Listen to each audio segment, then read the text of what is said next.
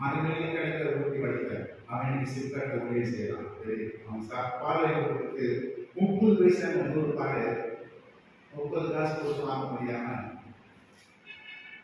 மரங்களில் கிடைக்கிறத கொடுப்பாங்க, காணி கொடுப்பாங்க. அதுக்கு அவிச்சிட்டு அதை 3 பேர் சாப்பிட்டு அவனுக்கு பால் கொடுத்ததுல சக்கரை தண்ணி கொடுக்கும். என்ன தண்ணி?